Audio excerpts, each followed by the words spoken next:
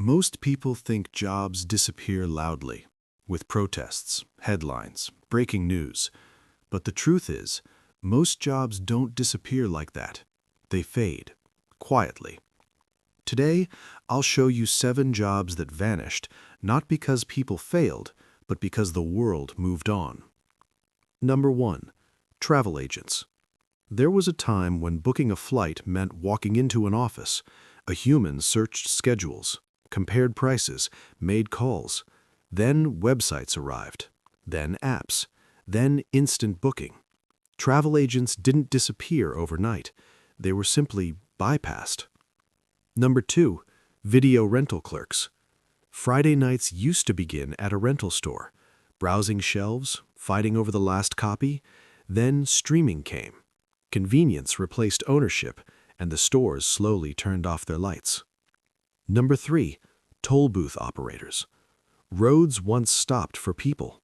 Coins, tickets, receipts.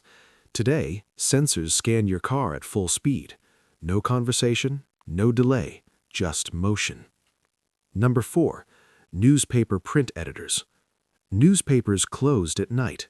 Stories waited for morning. Now news updates every second. Algorithms decide what you see. Deadlines vanished, and so did many desks. Number 5. Telephone operators. Please hold while I connect your call. Once a human job, now a memory. Machines don't sleep. They don't misdial. They don't ask how your day is going.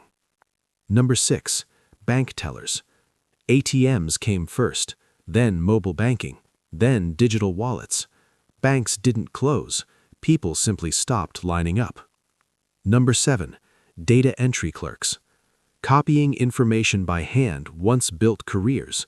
Today, systems talk to systems. No typing, no copying, no pause.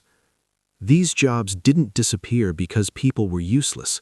They disappeared because efficiency won. And here's the uncomfortable question.